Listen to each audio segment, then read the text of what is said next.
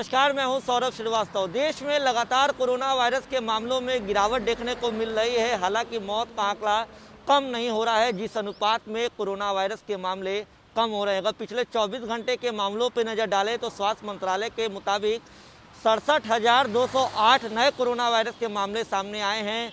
वहीं 2330 यानी 2330 लोगों की बीते 24 घंटे में इस जानलेवा वायरस के चलते मौत हुई। हालांकि लगातार 2 दिनों से इस मामलों में बढ़ोतरी देखने को मिली है। लगातार 2 दिनों में कोरोना वायरस के जो नए केस है उसमें मामूली बढ़ोतरी भी दर्ज की गई है। अगर 2 दिनों पहले की बात की जाए तो ये आंकड़ा 60,000 था, उसके बाद ये 62,000 हुआ। मंगलवार को जो आंकड़ा आया वो 62,000 के आसपास था और बुधवार को जो स्वास्थ्य मंत्रालय की तरफ से आंकड़ा पेश किया गया पिछले 24 घंटे का, यानी बुधवार की जो रिपोर्ट आई है उसके अनुसार 67,208 मामले कोरोना वायरस के नए सामने आए हैं।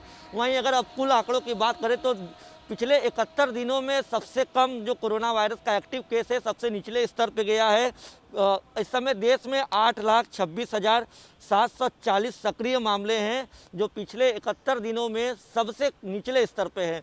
अब तक लगातार जो है, जब कोरोना वायरस दूसरी लहर पूरी तरीके से उफान पे थी तो मौत के जो आंकड़े थे, जिस हिसाब से कोरोना वायरस के अनुपात में मौत के आंकड़े 4,000 3,000 के आसपास बने हुए थे। लेकिन जब कोरोना वायरस के मामलों में लगातार गिरावट दर्ज की जा रही है, और बड़ी गिरावट कह सकते हैं, क्योंकि जब उफान पे पूरा तरीके से ये कोरोना वायरस का दूसरी लहर था, उस दरमियान जो केस आ रहे थे 24 घंटे के वो 4 लाख के आसपास आते थे और मौत का आंकड़ा जो है वो 3,000 और 4,000 के आसपास बना रहता था। लेकिन अब ये मामला 1 लाख से कम और 70,000 से भी कम आकर सिमट गया है।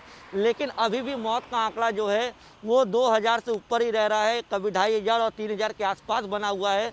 तो लगातार सरकार इस आंकड़ों को देखते हुए, माहौल को देखते हुए लोगों को आगाह कर रही है कि कोरोना वायरस को अभी हल्के में न ले। कोरोना का खतरा अभी पूरी तरीके से टला नहीं है और अगर आप बहुत ज़रूरी हो तभी घरों से बाहर निकलें, और घर से बाहर निकलते भी हैं तो पूरी तरीके से सरकार की गाइडलाइंस का पालन करें, क्योंकि जिस तरीके से कोरोना का प्रकोप देखने को मिला था उसको लेकर के सरकार भी सजग है और किसी प्रकार की लापरवाही करने के मूड में नहीं है। अब आपको बताते चले कि लगातार जो है कई राज्यों में लॉकडाउन लगा हुआ था। लॉकडाउन की अवधि को भी कोरोना वायरस के मामलों को देखते हुए बढ़ाया जा रहा था, एक्सटेंड किया जा रहा था। लेकिन अब लोगों की आर्थिक गतिविधियों को ध्यान में रखते हुए छूट दी गई है।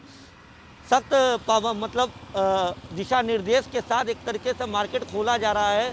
लोगों से अपील की जा रही है, दुकानदारों से भी अपील की जा रही है कि मार्केट में अगर आप दुकान खोले हैं तो अपने दुकान पे सैनिटाइजेशन की व्यवस्था रखें।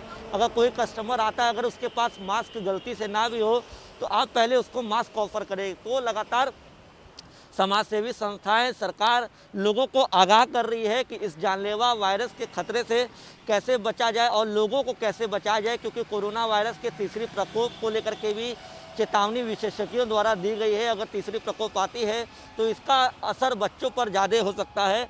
अब हम आपको कुल आंकड़ा बता दें कि अब तक पूरे देश में कितने कोरोना वायरस के मामले सामने आ चुके हैं। तो 2,97,313,000 से भी ज़्यादा मामले कोरोना वायरस के सामने आए हैं। वहीं कुल डिस्चार्ज होने के वालों की बात करें तो 2,84,91,000 से ज़्यादा मरीज अब तक इस जानलेवा वायरस के जो लड़ाई लड़ रहे थे, अस्पतालों में थे या होम आइसोलेशन के दौरान उनका इलाज चल रहा था, वो पूरी तरीके से रिकवर हो चुके हैं। अगर कुल मौत के आंकड़ों पर नज़र डालें तो ये आंकड़ा धीरे धीरे 4 लाख के पास पहुँच रहा है। 3,81,903 लोगों की इस जानलेवा वायरस के चलते मौत हुई है। इसको देखते हुए, जिस तरीके से कोरोना का पीक टाइम था उसको देखते हुए सरकार वैक्सीनेशन को भी युद्ध स्तर पर एक महाअभियान के तौर पर चला रही है।